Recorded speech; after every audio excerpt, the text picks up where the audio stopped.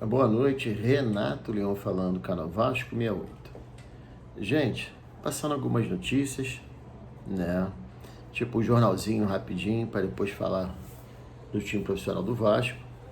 Queria parabenizar o campeão de judô pan-americano vascaíno e o terceiro lugar, medalha de ouro e medalha de bronze, 2 vascaínos que representaram o Brasil no Pan-Americano e Oceania.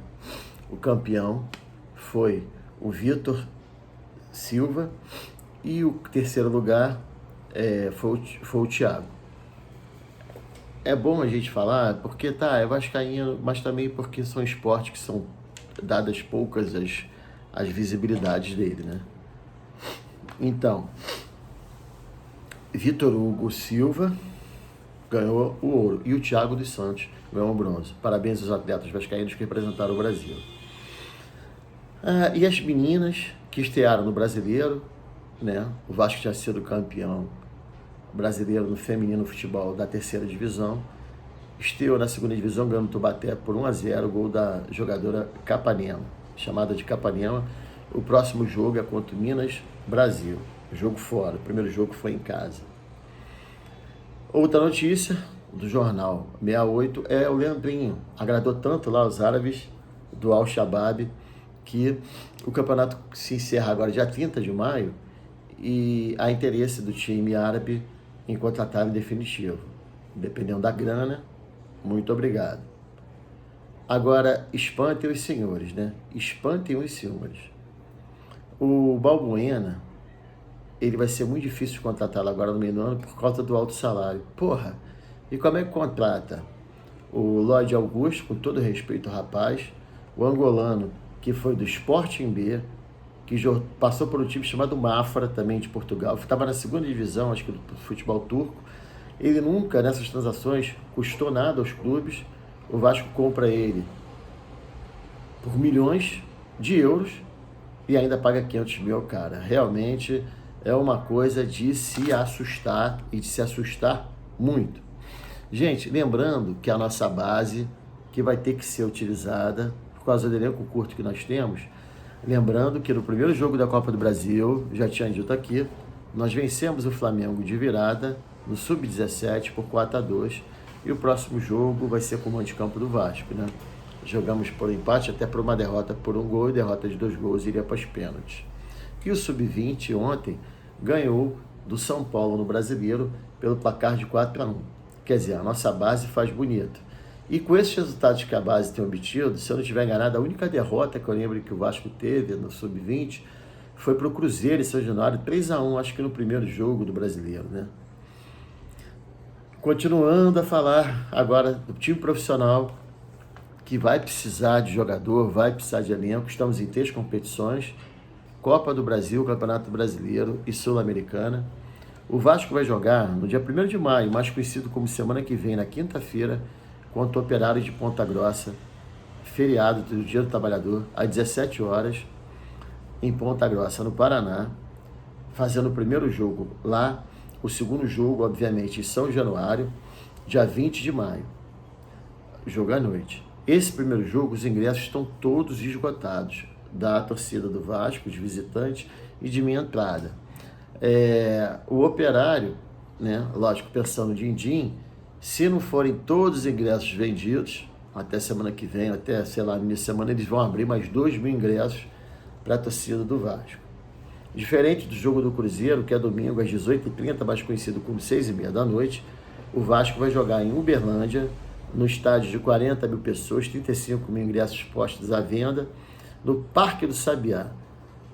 O jogo vai ser apitado pelo Rafael Klein, do Rio Grande do Sul, e até agora 10 dos 35 mil colocados à disposição para esse jogo do dia 27 de abril, domingo, 6h30 da noite, como falei, pouco mais de 10 mil foram vendidos.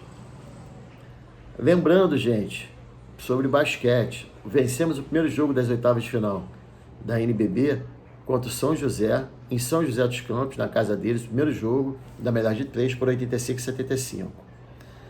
Se nós vencermos o jogo de volta, primeiro jogo dia 26, às 17 horas, em São Januário, sábado, eu acho que nós matamos. A melhor é de 3. Agora fiquei na dúvida. Se for melhor de 5, não é melhor de 5. O segundo jogo, em São Januário, o terceiro da série, será na segunda-feira, no dia 28 de abril, às 20 horas. Se quiserem deixar um presentinho, fazendo Pix por 971-414-6787 do canal, segunda-feira é meu aniversário, estou ficando mais velhinho. Pode fazer o Pix, os valores que vocês quiserem. Obrigado sempre ao Rafael Sank, a Sônia Regina, que contribuíram já. Então, gente, voltando ao jogo e voltando a algumas observações. O Vasco deve com o time mesclado, o Cruzeiro também. O Cruzeiro está jogando agora, né? Acho que o último brasileiro está jogando por essa rodada, tanto da Sul-Americana quanto da Libertadores, é o Cruzeiro. Está jogando o Chile quanto o Palestino. E eu acho que eles vão mesclar. Mas é importante nós olharmos para nós mesmos, porque talvez Felipe Coutinho, Verratti, Nuno sejam poupados. Por isso que o Lodge Augusto já foi relacionado para esse jogo em Uberlândia no domingo. Só que, sabendo que nós temos um elenco curto, razoável, vamos ser obrigados a desfalcar o Sub-20 e pegar jogador de lá. Vocês veem que no último jogo o Zucarello, que não vinha nem sendo relacionado, acabou entrando no final. O jogo em que empatamos com o Lanús em 0-0. Voltando, misturando áreas com bulgários, né? Falando agora também de Sul-Americana, brasileiro, falando até dos brasileiros da Libertadores e da Copa do Brasil, vocês veem, há um equilíbrio tão grande, tanto é que na Libertadores, vocês tiveram o trabalho de olhar os grupos inteiros da Libertadores, os 8 grupos formando 32 times, o único time que ganhou os 3 jogos da primeira rodada da Libertadores foi o Palmeiras, que tem um ótimo elenco, ganhou de 3-2, mesmo assim, contra o Bolívar, em La Paz, na Bolívia, na altitude de 2.700 metros, eles começaram ganhando no primeiro tempo, 2-0, tomaram empate no segundo tempo, quando tudo caminhava até que eles fossem virar. O Bolívar, o Palmeiras fez 3-2, segurou, com só 30% de posse de bola, jogo na altitude, inclusive o menino Estevão vomitou e saiu durante o jogo. Jogar na altitude é difícil. Aí vocês veem, o Central Córdoba ganhou do Tátira de 2-1, está liderando o grupo. O segundo é o LDU, do Equador, e o terceiro é o Império do Mal, e o quarto último, sem ponto, é o Deportivo Tátira. No grupo que hoje, da Sul-Americana, que o Cruzeiro está jogando, o Cruzeiro até agora, no seu resultado, é o último, zerado, 2 jogos, 2 derrotas. O Corinthians demitiu o traíra do Ramon Dias e seu filho boneco, e agora ganhou um jogo no aperto do Racing, 1-0, também vinha perdendo. Então, assim, está havendo um equilíbrio muito grande. Por que eu estou falando isso? Porque voltando a nós, ao que interessa ao Vasco da Gama, nós empatamos o jogo com o Lanús, em que acreditávamos na vitória, mas não foi de todo mal, porque estamos com 5 pontos, a Lanús também. Jogamos com o Poeira e Tocaberro lá fora e jogamos em casa ainda com o Melgar. Então, assim, na pior das hipóteses, ficamos em segundo, mas eu acho, tá? Não estou querendo pensar no copo meio cheio nem meio da vida, estou pensando na realidade. Ficando em segundo, se ela está ruim, teremos passado de fase para jogar ainda com o terceiro lugar da Libertadores. Então, assim, muita calma nessa hora, muita calma. Então, todos os times passando por problemas. O Cruzeiro, por si só, o Cruzeiro vem de crise também. Eles contrataram o Dudu e o Gabigol, Gabichona, e estão no banco. Contrataram o Fabrício Bruno, se machucou. Contrataram o Fagner, veterano, velho, assassino, de lateral, fim de carreira. O Cássio, que é um puta goleiro, falha direto agora no Cruzeiro. Eu espero que essas figuras todas que eu tenho falado, obviamente Fabrício Bruno não está machucado, que eles não aconteçam contra o Vasco, porque todo mundo quer jogar contra o Vasco, é hora de aparecer, né? Meu Deus do céu. Então, gente, isso tudo mostra que há um equilíbrio muito grande, com um pouco de organização do time, um pouquinho de qualidade técnica e de preparo físico, dá para igualar. Agora, vocês veem, né? O Império do Mal jogou com a gente, empatou em 0-0. Eles estão em crise? Não estão. Depois empataram com o LDU. O pior jogo que eu vi da minha vida. 0-0 também. Então, assim, porque nós empatamos, de 0-0 não tomamos gol, mas também não fizemos. Tudo bem, Vamos dar tempo ao tempo, nada está perdido. Ah, o Vasco não tem elenco para disputar 3 competições. Porra, então por que entrou nas 3 competições? Aí o quê? É dinheiro, amigo. Cada fase que passa, cada jogo que passa, é mais dinheiro que entra. Não estou falando agora de questão de... A questão política, a questão de tal da SPA, PR, porra, que vai para legalizar a Constituição de 6 de januário, foda-se, isso não me importa. Me importa é o time dentro de campo. A verdade é uma só. Enquanto a bola estiver entrando, beleza. Quando a bola não entra, é crise. Mas não é crise no Vasco, não. É crise em todos os times. É lógico que nós, torcedores, ansiosos por melhores resultados, que nos últimos anos só tem sofrimento, as nossas felicidades são ínfimas, são aleatórias, de uma vitória ou outra colar, mas, porra, temos realmente que ter uma expectativa de melhora. Pô, quem sabe a gente passa do Operário e a gente já vai para a quarta fase da Copa do Brasil.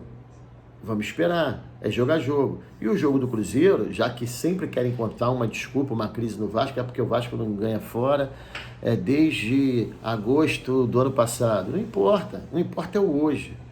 É o hoje. O Cruzeiro está passando por crise também. O Cruzeiro é o do supermercado de BH, do Pedrinho, que é Pedrinho também.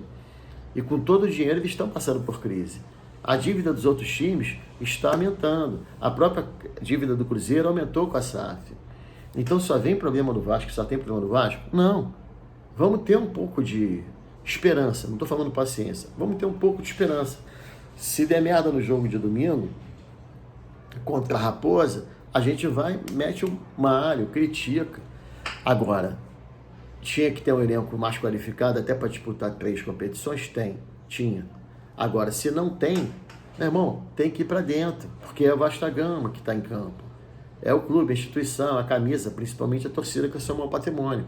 Então a gente tem que disputar com hombridade, com valentia, já que se desfaz de todos os jogadores que aparecem na base, com a necessidade às vezes dispensa até com qualidade de graça.